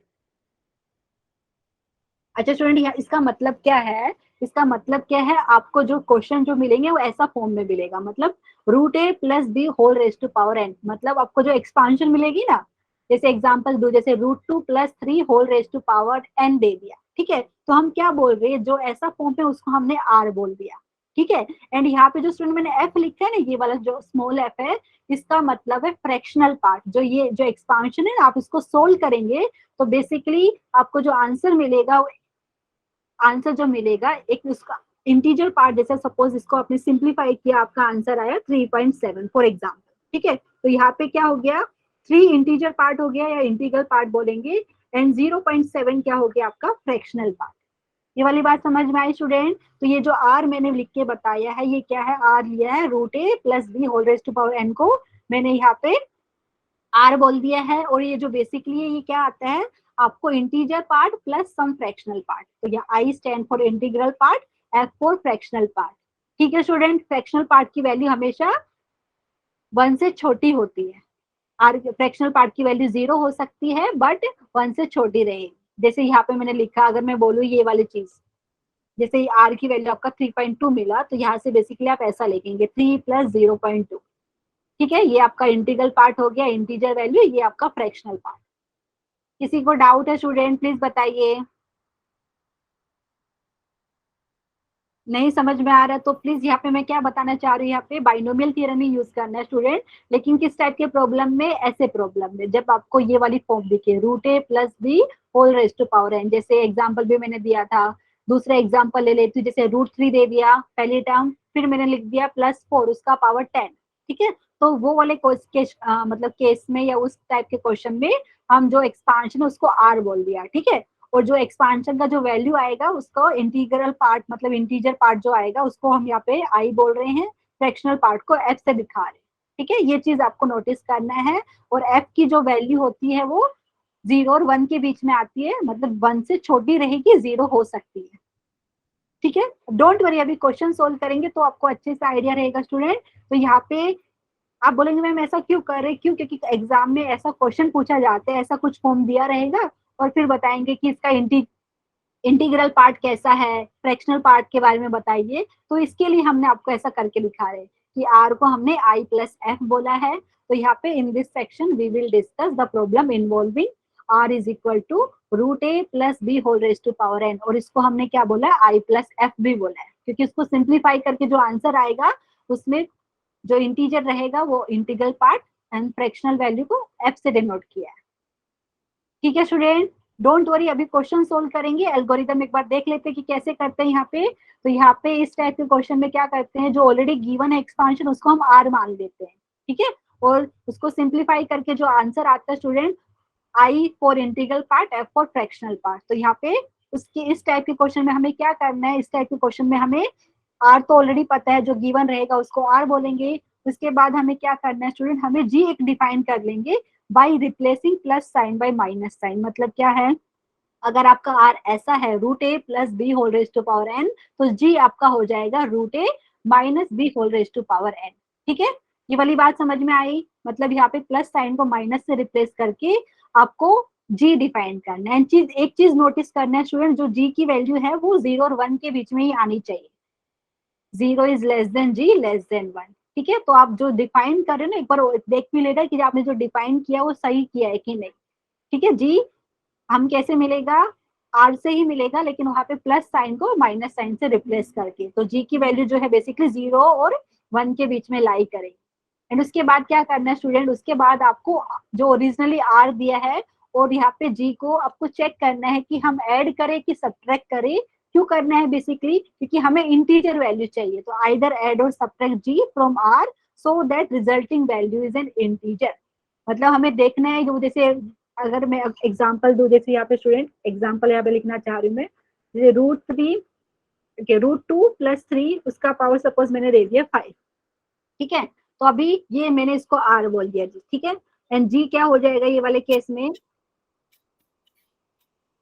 स्टूडेंट को समझ में आ रहा है कि नहीं, ऐसा आपको क्वेश्चन दिया रहेगा। तो बेसिकली मैं आपको बता रही हूँ, इस फॉर्म में आपको क्वेश्चन रहेगा। तो ये आर बोला है, इसका जो आप सिंप्लीफाई करेंगे तो जो आंसर मिलेगा उसके इंटीग्रल पार्ट को आई बोल रहे हैं एंड फ्रैक्शनल पार्ट को एफ से बोल रहे हैं हम यहाँ पे, ठीक है। एंड यहाँ पे स्टूडेंट उसके बाद हमें जी डिफाइन करना है। एक सेकंड अभी बेस कर देती हूँ, क्वेश्चन करेंगे डायरेक्टली तब आपको अच्छे से समझ में आएगा, ठीक है। तो फिर हमें क्या करना है, जी डिफाइन करना है by replacing plus sign by minus sign. And एक चीज और याद रखनी है, यहाँ पे जो जी की वैल्यू रहेगी वो 0 और 1 के बीच में आएगी, ठीक है स्टूडेंट। एंड उसके बाद क्या करना है आपको, सेकेंड स्टेप में आपको या तो आर और जी को ऐड करना है या आर और जी को सब्ट्रैक्ट करना है, ताकि आपको जो रिजल्ट मिले वो एक इंटीजर मिले, ठीक है। मतलब √2 √3 जैसा ऐसा टर्म वो सब कैंसिल हो जाए आपके पास से, ठीक है। उसके बाद अगर आपने यहाँ से कंक्लूजन आप क्या बता रहे हो, अगर जी को अगर आपने ऐड किया है आर में तो क्या मिलेगा यहाँ पे, f plus ji is equal to 1। F क्या है, फ्रैक्शनल पार्ट है आर का। जी हमने ऐसा डिफाइन किया था, अगर आपने जी को ऐड किया है तो वो वाले केस में एफ प्लस जी हो गया आपके पास 1। अगर आपने जी को सब्ट्रैक्ट किया है आर से तो वो वाले केस में हमें हमेशा क्या मिलेगा, एफ और equal to g, f is equal to g. इसका मतलब क्या है स्टूडेंट, वापस से बता देती हूँ, आर जो है हमने उसको ऐसा बोला है, एक second, r is nothing but i plus f ऐसा बोला है। ये इंटीजर वैल्यू है, ये फ्रैक्शनल वैल्यू, ठीक है। तो अगर हम बोल रहे कि आपने जी और आर को ऐड करके इंटीजर वैल्यू लाया है तो वो वाले केस में हमने बताया एफ प्लस जी आपको मिलता है 1। अगर आपने g को सब्ट्रैक्ट कर किया है r से तब इंटीजर वैल्यू मिला है, तो वो वाले केस में f4 इक्वल टू g मिलेगा, f is equal to g। और f क्या है यहाँ पे, r का फ्रैक्शनल पार्ट है। स्टूडेंट कुछ समझ में आया नहीं? तो अभी क्वेश्चन करते तब आपको अच्छे से समझ में आएगा कि हो सकता है थियरी पढ़ रहे इसलिए नहीं आ रहा हो, लेकिन क्वेश्चन में अप्लाई करेंगे तो हम आपको अच्छे से समझ में आएगा। ठीक है, तो एक क्वेश्चन हम यहाँ पे ले लेते हैं एंड फिर इसको किसी पहले तो ये बताइए कुछ समझ में आ रहा है कि नहीं स्टूडेंट, ये क्यों पढ़ रहे, क्योंकि एग्जाम में टाइप के क्वेश्चन आते हैं। कैसे आते हैं, ऐसा वाला फॉर्म जैसे मैंने आपको बताया, रूट ए प्लस बी उसका whole raise to power n. ठीक है, ऐसा देखिए उसके बाद वो क्वेश्चन पूछेंगे कि जो ये बेसिकली हमने इसको आर बोल दिया है, हमने इस चीज को आर बोल दिया है। ठीक है, आप इसको सिंप्लीफाई करेंगे तो जो आंसर मिलता है ना, तो हमने उसके इंटीजर पार्ट को आई बोला है और उसके फ्रैक्शनल पार्ट को एफ।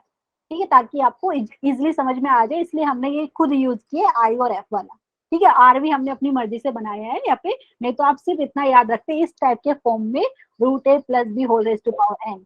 ठीक है, तो इस टाइप के क्वेश्चन में वो आपको क्वेश्चन कैसा पूछेंगे कि जो इसका जो आंसर आएगा इसके एक्सपांशन में, उसका इंटीग्रल पार्ट कैसा रहेगा, फ्रैक्शनल पार्ट कैसा रहेगा, तो ऐसा वो क्वेश्चन पूछने वाले आपसे। ठीक है, तो इसके लिए हमने यहाँ पे इसको आर बोल दिया है और हमें पता है इसको सिंप्लीफाई करके जो आंसर आएगा उसके इंटीग्रल पार्ट को आई से दिखाया है, फ्रैक्शनल पार्ट को एफ से दिखाया है। ठीक है, चलो क्वेश्चन सोल्व करते ताकि आपको अच्छे से समझ में आए। Everyone read this question. यहाँ पे क्या बोला है, यहाँ पे prove that the integral part of 7 plus 4 into root 3 whole raise to power n is odd when n is natural number. ठीक है, ये हमें अच्छा यहाँ पे तो प्रूव दैट करने के लिए बोला है। अगर यहाँ पे प्रूव वाला नहीं होता तो यहाँ पे क्या होता स्टूडेंट, आपको सिर्फ इतना दिया रहता 7 plus 4 into root 3 whole raise to power n। ठीक है, और एग्जाम में ऑप्शन में ऐसा दिया होता कि इसका इंटीग्रल पार्ट इवन है, ओड है, या कुछ ऐसा जीरो वगैरह ऑप्शन में दे सकते थे आपको। ठीक है, तो आप वैसा डिसाइड कर लेते। यहाँ पे तो हमें पता है कि इंटीग्रल पार्ट ओड आएगा क्योंकि यहाँ पे प्रूव करना है, अदरवाइज एग्जाम में ऐसा पूछ सकते थे कि इसका इंटीग्रल पार्ट इवन है, ओड है, जीरो है, या नन ऑफ दिस, ऐसा कुछ ऑप्शन में आपको दे देते हैं। ठीक है, तो हम करते हैं इसको, बहुत इजी क्वेश्चन है स्टूडेंट, यहाँ पे बाइनोमियल थ्योरम यूज करने वाले हैं। तो यहाँ पे जो गिवन है स्टूडेंट उसको हम आर मान लेते हैं। आर हमने इसको बोल दिया 7 plus 4 into root 3 whole raise to power n. ठीक है, तो यहाँ पे मुझे इसका कोई बता पाएगा एक्सपांशन? एवरीवन थोड़ी बहुत तो हम लिख लेते हैं यहाँ पे। तो यहाँ पे हो जाएगा हमारे पास एन सी 0 7 का power n plus n c 1 7 का पावर यहाँ पे हो जाएगा एन माइनस 1 एंड यहाँ पे 4 इंटू रूट 3 हो जाएगा। नेक्स्ट टर्म की बात की जाए एन सी 2 एंड 7 का पावर हो जाएगा एन माइनस 2 एंड यहाँ से बात की जाए स्टूडेंट तो क्या मिलेगा 4 इंटू रूट 3 उसका स्क्वायर। किसी को डाउट है प्लीज बताइए। और उसके बाद नेक्स्ट में डॉट डॉट करके लिखना चाहूँ तो वैसे लिख सकती हूँ, आपको चाहिए तो लास्ट टाइम लिख के भी दिखा देती हूँ। ये एनसीएन हो जाएगा और यहाँ पे आपको मिलेगा 4 इंटू रूट 3 उसका पावर एन। ठीक है स्टूडेंट, ये वाली बात समझ में आई? Yes ma'am. गिवन है उसको हमने आर मान लिया है। उसके बाद क्या करेंगे स्टूडेंट, हमें जी डिफाइन करना है। ठीक है, जी डिफाइन करना है, लेकिन जी डिफाइन हमने जैसे बोला कि जी कैसे मिलेगा, आर में प्लस साइन को माइनस साइन से रिप्लेस करना है। लेकिन अभी बहुत सारे स्टूडेंट कंफ्यूज भी होते हैं ना कि प्लस साइन तो 7 का कोएफिशिएंट भी है, ये जो 7 है ना कांस्टेंट टर्म है, इसके आगे कुछ नहीं लिखा मतलब ये भी पॉजिटिव है, ये भी पॉजिटिव। तो बेसिकली आपको क्या ऐसा ध्यान रखना है, ये जो दिया है यहाँ पे देखो इन दोनों को, जैसे 7 प्लस 4 रूट 3 है। ठीक है स्टूडेंट, तो यहाँ पे मैंने बताया कि जो जी हम डिफाइन करेंगे उसकी वैल्यू हमेशा क्या है, 0 से बड़ी आनी चाहिए और 1 से छोटी आनी चाहिए। तो यहाँ से आपको पता चलेगा कि जो रूट 3 है उसकी वैल्यू की बात की जाए स्टूडेंट कितनी होती है, ये होती है 1.7 समथिंग। ठीक है, अगर आप 4 से मल्टीप्लाई करेंगे 4 रूट 3 है, सेकेंड टर्म की वैल्यू आपके पास 6.92 है ये वाली। तो 7 प्लस 6.92, तो बेसिकली आपको यहाँ पे माइनस, यूजुअली आपको इधर ही यहाँ पे चेंज करना रहता है। ठीक है, लेकिन फिर भी आपको याद रखना है कि जो जी आप डिफाइन कर रहे हो बेसिकली ये जो ब्रैकेट के अंदर जो टर्म है स्टूडेंट वो आपका 0 और 1 के बीच में होना चाहिए। ठीक है, तो यहाँ पे हम बेसिकली जी जो ले रहे हैं वो कैसे मिलेगा, आर से मिलेगा, जैसे आपको प्लस साइन को माइनस से रिप्लेस करना है। तो यहाँ पे ज्यादा कंफ्यूज मत होइए। तो यहाँ पे हम 7 माइनस 4 रूट 3 एंड इसका power whole raise to power n. ठीक है स्टूडेंट प्लीज बताइए, मैंने क्यों बताया वो अलग से, क्यों क्योंकि कभी कभी ऐसा हो जाता है, ये क्वेश्चन जो हमने लिए उसमें तो नहीं है, कई बार स्टूडेंट को यहाँ पे माइनस लगाना पड़ता है, लेकिन वो क्यों, क्योंकि आपको चेक करना पड़ेगा जो ब्रैकेट में जो टर्म है, ठीक है, वो आपकी बेसिकली क्या होना चाहिए, 1 से छोटी होनी चाहिए। 7 माइनस इसकी जो वैल्यू होती है 6.92, तो हमने सही डिफाइन किया। एवरीवन प्लीज बताइए समझ में आया कि नहीं। Yes, ma'am. Yes, ma'am. मुझे लगता है बाकी लोग को कुछ समझ में नहीं आ रहा है, टेंशन मत लीजिए। तो सिर्फ यहाँ पे जैसे हमने जो एल्गोरिदम लिखा है स्टूडेंट, आर इसको बोला है, जी एस है, तो इसका एक्सपांशन आप लिख देते हैं, फिर आपको समझ में आएगा कि हमें आर और जी को ऐड करना है कि नहीं। क्या आएगा यहाँ पे बताइए, कुछ टर्म्स यहाँ पे मुझे बताएंगे। एन सी 0 हो जाएगा, 7 का पावर एन, पिछले में सही लिखा था कि नहीं, सही लिखा था। फिर यहाँ पे माइनस साइन आएगा, 7 का पावर एन माइनस 1 हो जाएगा, 4 इंटू रूट 3। फिर आपके पास प्लस साइन आएगा student, n c 2, 7 raise to power n minus 2, and यहाँ पे क्या मिलेगा, 4 इंटू रूट 3 का पावर 2। ठीक है, फिर ऐसा प्लस माइनस, लेकिन मैं यहाँ पे लिख देती हूँ। लास्ट टर्म की बात की जाए तो यहाँ पे -1 का पावर एन, यहाँ पे एन सी एन, एंड यहाँ पे आपको मिलेगा 4 इंटू रूट 3 उसका पावर एन। ठीक है स्टूडेंट, प्लीज बताइए, मैंने यहाँ पे उसका एक्सपांशन करके लिख दिया है। अभी आपको डिसाइड करना है यहाँ पे आर का एक्सपांशन। देखो आर आपने ये लिखा है, जी आपने ये लिखा है, तो आप मुझे बताइए कि आर और जी को ऐड करें या सब्ट्रैक्ट करें, ताकि आपको जो रिजल्टिंग रिजल्ट मिले वो इंटीजर मिले। देखिए यहाँ पे देखिए, पहले वाले आर में देखिए, जहाँ पे 4 रूट 3 की पावर होती है ओड, वो वाले केस में आपको रूट वाले टर्म्स दिखेंगे। ठीक है, मतलब वो वाले केस में आपको इंटीजर वैल्यू नहीं मिलेगी। स्टूडेंट समझ में आ रहा है। देखिए यहाँ पे जैसे 4 रूट 3 की पावर जब भी ओड नंबर होता है, वो वाले केस में आपको रूट 3 तो दिखेगा। एवरीवन कुछ समझ में आ रहा है। यहाँ पे भी देख लीजिए, तो यहाँ पे जहाँ पे 4 रूट 3 की Yes, पावर क्या हो रही है, ओड हो रही है, तो वो वाले केस में आपको पता है रूट 3 तो दिखेगा। और यहाँ पे एक चीज ऑब्जर्व आपने करी है, जहाँ पे 4 रूट 3 की पावर ओड है, वहां पे यहाँ पे माइनस साइन है, पिछले वाले में प्लस साइन है।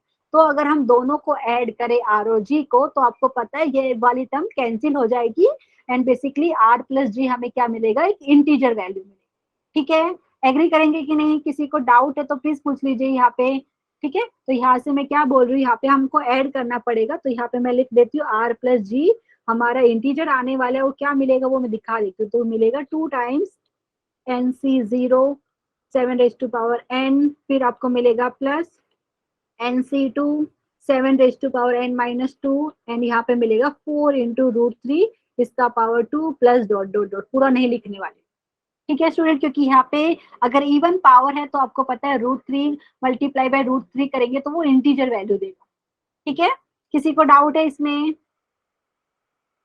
स्टूडेंट समझ में आया कि नहीं है, एटलीस्ट बता दीजिए। Okay Yes, ma'am. अच्छा स्टूडेंट, ये हो Yes, गया ma'am. अभी। Okay student, thank you so much for confirmation. तो यहाँ पे क्या हो गया स्टूडेंट, हमने बात करी थी एल्गोरिदम की, जो रिजल्ट हमने जो रूल्स बताया था वहां पे हमने बोला था या तो जी को ऐड कीजिए आर में या सब्ट्रैक्ट कीजिए। हमने ऐड किए, अगर जी को ऐड किया होता वो वाले केस में क्या होता है, एफ और जी की वैल्यू आती है 1। ठीक है, तो यहाँ पे लिख देते हैं।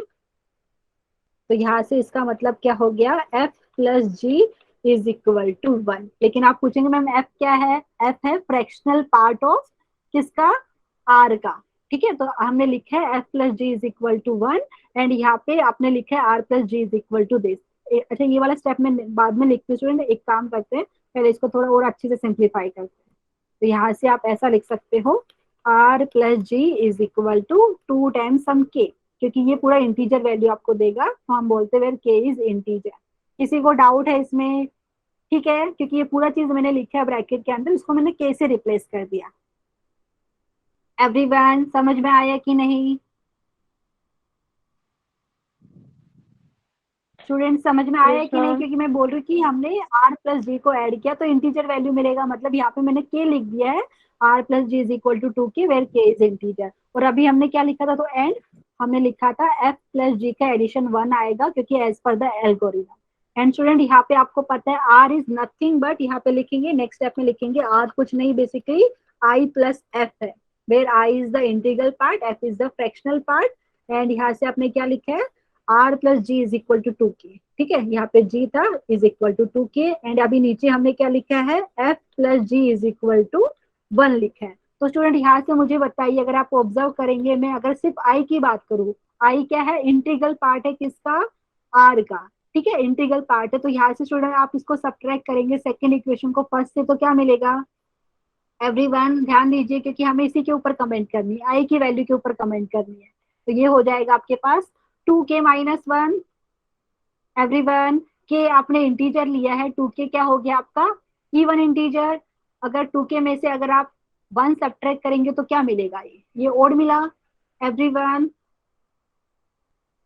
प्लीज बता दीजिए, समझ में आया कि नहीं, मैंने क्या किए, दो जो चीज हमें मिली थी स्टूडेंट यहाँ पे, पहले मैंने r को रिप्लेस किया है i प्लस f से, i is the integral part of r, f is the fractional part of r, ठीक है। सो i प्लस f आपको plus g is equal to 2k मिला, and f plus g is equal to 1 मिलेगा algorithm से। तो यहाँ से student आपने सेकंड इक्वेशन को फर्स्ट में से सब्ट्रैक्ट किया तो आपको i की वैल्यू मिलेगी, क्या मिला, 2k minus 1 which is odd. तो यहाँ से आप क्या बोल सकते हैं, देयरफॉर इंटीग्रल पार्ट ऑफ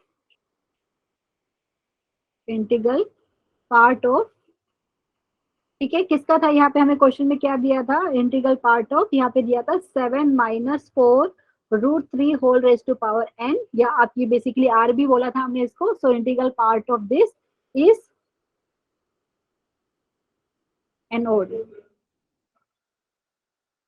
ठीक है। ये वाली बात समझ में आई कि नहीं, प्लीज बता दीजिए, एक बार वापस से भी देख लेते हैं, किसी को डाउट रहेगा Yes, तो ma'am. हमें यही प्रूव करना था, prove that the integral part of this is odd, ठीक है। तो यहाँ पे इज, एक सेकेंड, इतना भी लिखेंगे तो भी चलेगा स्टूडेंट, ये वाली चीज समझ में आई, क्योंकि हमने यहाँ पे प्रूव दैट लिखा है, अगर प्रूव दैट नहीं लिखा होता तो आपको ऑप्शन में मिलता कि जैसे पूछ लेते हैं इंटीग्रल पार्ट क्या है, ये r का, ये r मतलब ये 7 minus 4 into root 3 whole raise to power n, इसकी बात करें कि जो इसको सिंप्लीफाई करके जो आंसर आएगा, ठीक है, उसका इंटीग्रल पार्ट बेसिकली यहाँ पे आपका इवन रहेगा, ओड रहेगा या जीरो, कुछ ऐसा ऑप्शन में आपको दे सकते, तो यहाँ से हमें मिला कि वो ओड है, ठीक है। So integral part of this is odd. Student please बताइए समझ में आया कि नहीं, डाउट है कुछ, समझ में आया सबको, yes ma'am. Okay Yes, student. ma'am. तो इसी टाइप के दो Yes, ma'am. और करेंगे हम ताकि आपको समझ में आए। देखो यहाँ पे भी मैंने प्रूव दैट का लिए पूछा है, लेकिन एग्जाम में अगर प्रूव दैट नहीं होता तो ये चीज दे देते आपको 5 plus 2 into root 6 whole raise to power n, ठीक है, और यहाँ पे आपको ऑप्शन में देते कि इनमें से कौन सा ऑप्शन सही है, ठीक है, तो वो आपको चेक करना पड़ता। तो यहाँ पे मैं आपको इसको करके दिखा रही हूँ कैसे करेंगे, जैसे पिछले क्वेश्चन में किया था सेम वैसे स्टूडेंट। तो यहाँ पे जो गिवन है उसको हम r मान लेते हैं, और यहाँ पे i प्लस एफ भी बोला है, तो यहाँ पे हम r यूज करें ताकि अपने क्योंकि हमने जो एल्गोरिदम लिखा है उसमें r बोला हुआ था इसके लिए। तो let r is equal to 5 plus 2 into root 6 whole raise to power n, ठीक है। तो स्टूडेंट इसका मुझे आप बता पाएंगे एक्सपांशन, कुछ टर्म बताइए, यहाँ पे क्या हो जाएगा, nc0 5 का पावर n हो जाएगा, फिर आपको मिलेगा nc1 5 का पावर आपके पास n माइनस 1, एंड यहाँ पे 2 इंटू रूट 6 का पावर कितना हो जाएगा बताइए, 1 हो गया, ठीक है, प्लस डॉट डॉट डॉट, आप नेक्स्ट टर्म लिखना चाहे तो लिख सकते हैं। लास्ट टर्म की बात की जाए स्टूडेंट, यहाँ पे एक सेकंड, यहाँ पे dot dot dot, last term में यहाँ पे लिख देती हूँ, लास्ट टर्म हमारे पास हो जाएगा NCN, एंड यहाँ पे 5 का पावर 0 हो जाएगा, तो बेसिकली मिलेगा 2 इंटू रूट 6 का पावर कितना मिलेगा आपके पास n। किसी को डाउट है इसमें, एवरीवन प्लीज बताइए समझ में आ रहा है कि नहीं, Yes, ma'am. Yes, ma'am. Okay student. तो अभी हमें जी डिफाइन करना है स्टूडेंट, जैसे हम बात करी थी, हम वैसे बोल रहे कि जी कैसे मिलेगा, आर में प्लस साइन को माइनस साइन से रिप्लेस करके। तो यहाँ पे और जी की वैल्यू एक याद रखना है कि जी की वैल्यू 0 और 1 के बीच में लाई करती है, ठीक है। तो यहाँ से स्टूडेंट आप पता है 5 है, यहाँ पे प्लस 2 रूट 6, अगर मैंने यहाँ पे लिया 5 minus 2 root 6 whole raise to power n, मतलब यहाँ पे मैंने प्लस साइन को माइनस से रिप्लेस किया। एक बार चेक भी कर लेते हैं जो हमने किया वो सही है कि नहीं।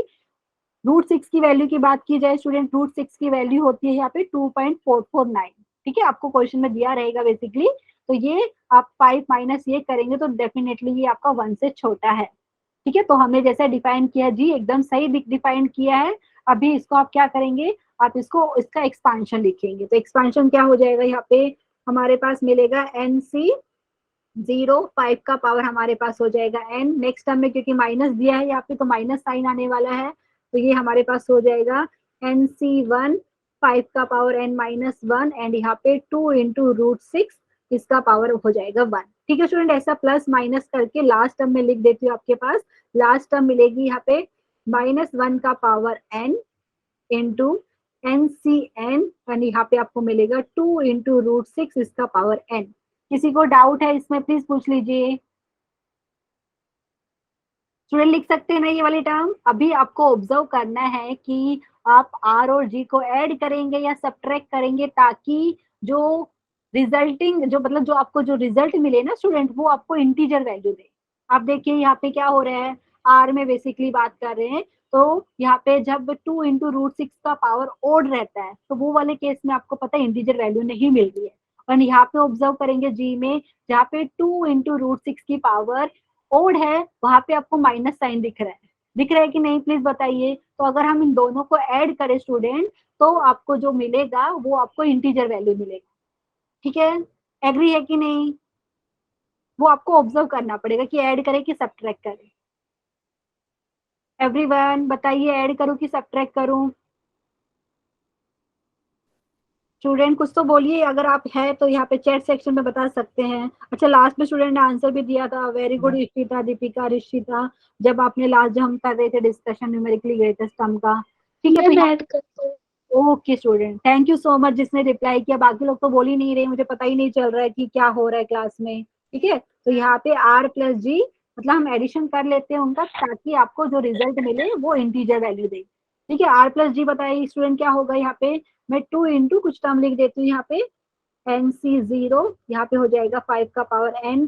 नेक्स्ट टर्म की बात की जाए NC2 यहाँ पे 5 का पावर n-2 इंटू 2 इंटू √6। ठीक है, यहाँ पे इसका पावर हो जाएगा 2 प्लस डॉट डॉट डॉट। ठीक है, अच्छा स्टूडेंट ये आपको पता है इंटीजर वैल्यू मिलने वाली है, तो यहाँ से मैं ऐसा लिख दूं क्या, r plus ji is equal to 2k where k is some integer. ठीक है, ये वाली जैसे हमने किया था सेम वैसे ही, where k is some integer. पक्का समझ में आया? प्लीज बताइए। Yes ma'am. एंड ये वाले क्वेश्चन में हमें Yes, क्या ma'am. पूछा है स्टूडेंट, ये वाले क्वेश्चन में हमें ये वाला प्रूफ करना है कि i plus F multiplied with i minus F is equal to 1, ये हमें प्रूफ करना है। ठीक है, तो अभी देखो हमने ये चीज तो लिख दी है, और ये आपको पता है r plus ji is equal to 2k हो गया। ठीक है, एंड अभी हमने एल्गोरिदम से क्या बात करी थी, जब आपने g को ऐड किया रहता है r में to get the integer value ना, तो वो वाले केस में हमने पढ़ा था f प्लस जी क्या आता है, हमेशा 1 आता है। ठीक है, f क्या है, इंटीग्रल पार्ट है r का।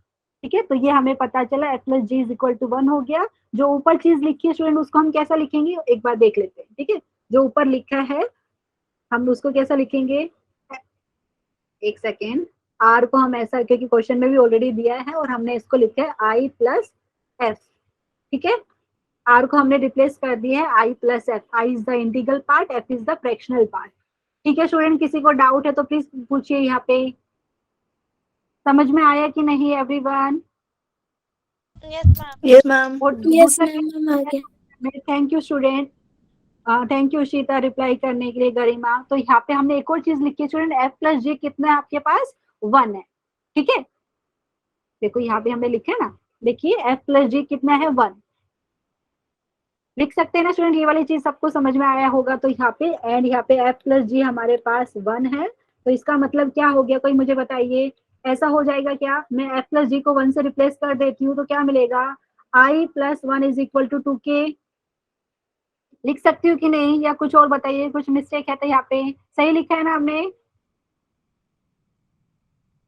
एवरीवन प्लीज बताइए, क्योंकि हमें फिर कंप्लीट करना है ना ये क्वेश्चन। यस ठीक है, मैम। तो यहाँ पे हमें f plus ji is equal to 1 मिल गया, एंड यहाँ से i plus f plus g equal to 2k मिला था, और यहाँ से आप चाहे तो ये लिख सकते हैं आई प्लस, ओके आप चाहे तो आगे हमें क्या प्रूफ कर, एक्चुअली जैसा प्रूफ करने वैसे ही हम लेंगे i plus f into 1 minus f equal to 1, ये हमें प्रूफ करना है। एंड आई प्लस एफ की बात की जाए स्टूडेंट, ये हमें मिला है i plus f plus ji is equal to 2k मिला है। तो यहाँ से अगर बात की जाए, ओके एक काम करते स्टूडेंट, ऐसा ना लिख के इसको, ओके यहाँ से तो आपको पता चला कि f प्लस जी को 1 से रिप्लेस कर सकते, कोई प्रॉब्लम नहीं है, लेकिन यहाँ पे जैसा हमें प्रूफ करना है ना वैसा हम लेके आएंगे i प्लस एफ एंड यहाँ पे 1 माइनस एफ की बात कर, ठीक है। तो अभी मुझे बताइए स्टूडेंट, यहाँ से क्या कर सकते हैं हम, ये चीज हमारे पास हो गया एंड यहाँ पे f plus ji is equal to 1 भी हमने लिखा है। तो यहाँ से हम चाहे तो g की वैल्यू निकाल सकते हैं, g is equal to 1 minus F, ऐसा कर सकते हैं। स्टूडेंट समझ में आ रहा है कुछ? बेसिकली वही चीज मैं बात करूँ, यहाँ पे f plus ji is equal to 1 आप रिप्लेस करेंगे तो वहां से आपको मिलेगा i is equal to 2k minus 1, ठीक है। लेकिन जैसा हमें प्रूफ करना है ना, यहाँ पे जो प्रूफ करना है हमें कि i plus F is into 1 minus F is equal to 1, तो यहाँ से ये चीज हमने लिख दी है, i प्लस एफ हमें पता है, वो r को रिप्लेस किया है, ठीक है। यहाँ पे स्टूडेंट और क्या कर सकते हैं, हमने इतना लिख दिया है और यहाँ से एक काम कर ही सकते हैं, यहाँ पे f plus ji is equal to 1 हो गया, तो यहाँ से एक सेकेंड, आप चाहे तो z is equal to 1 minus F भी लिख सकते हैं, क्योंकि स्टूडेंट यहाँ पे जो हमें प्रूफ करने हैं वहां पे 1 माइनस आप वाला टर्म दिख रहा है। स्टूडेंट ये वाली बात सबको समझ में आई कि नहीं, एक बार देख लीजिए, प्लीज गो थ्रू दिस। ये वाली चीज तो हमने अभी लिखी है, हमने लिखा है r plus ji is equal to 2k, ठीक है। एंड यहाँ से ये वाला हमने एल्गोरिदम से लिखा है और ये वाले स्टेप को हम ऐसा भी लिख सकते हैं, ठीक है। प्लीज बताइए कुछ समझ में आ रहा है कि नहीं। अभी हमें क्या बोला है, i plus F multiplied with, हमें बोला है, एक सेकेंड, हाँ यही चीज हमें बोली है। अगर हम बात की जाए स्टूडेंट, या एक सेकेंड, यहाँ पे क्या मिस्टेक है, ओके स्टूडेंट अभी आप ये वाली चीज समझ में आई आपको कुछ? एक सेकेंड वापस से दिखा देती हूँ क्या हुआ, यहाँ पे थोड़ा सा कंफ्यूजन था। यहाँ पे हमने ये लिख दिया है r plus ji is equal to 2k and ये हमें f plus ji is equal to 1 algorithm से मिला है स्टूडेंट, एंड यहाँ पे r को हमने रिप्लेस किया है i प्लस एफ से, ठीक है। ये वाली बात समझ में आई, बताइए सबको। अभी जो गिवन है स्टूडेंट वो हमें, तो जिसको प्रूफ करना है ना वो चीज ले लेते हैं, एक second now, i plus f into, एक सेकेंड यहाँ पे है 1 माइनस एफ। तो बेसिकली अगर आप ध्यान देंगे ना, ये i plus F is nothing but r only, ठीक है। स्टूडेंट समझ में आया कि नहीं किसी को? प्लीज पूछिए। ये बेसिकली जिसको हमने आर बोला है स्टूडेंट वही चीज है, यहाँ पे कंफ्यूजन ये हो गया कि हमने लिखा है ये 5 plus 2 into root 6 whole raise to power N, इसको हमने आर भी बोला है और इसको हम आई प्लस एफ भी बोला है। तो यहाँ से अगर बात की जाए स्टूडेंट, यहाँ पे बेसिकली है क्या, ये बेसिकली आर है, क्या है हमारा, लिख देते हैं इसको, एक सेकेंड, क्या क्या है हमारे पास, 5 प्लस 2 रूट 6 इसका पावर n है, और ये स्टूडेंट 1 माइनस एफ की बात की जाए तो ये g है, और g कैसा मिला था हमें, ऐसा मिला था। एवरीवन देख लीजिए, किसी को डाउट है तो यहाँ पे कंफ्यूज होने की जरूरत नहीं थी वैसे, लेकिन यहाँ पे मैं थोड़ा सा यहाँ पे मैंने सही लिखा है, अभी सही लिखा है। एवरीवन प्लीज बताइए समझ में आया कि नहीं, क्योंकि हमने आर इसको लिया था, जी Yes, ma'am. सही हो गया। अभी क्या करें स्टूडेंट, यहाँ पे आपने एक चीज पढ़ा होगा, देखो मैं एक लिख के दिखाती हूँ ताकि आपको अच्छे से इसका आंसर, बेसिकली हमें इसको 1 प्रूफ करना है, तो हम इसको ऐसा लिख सकते हैं,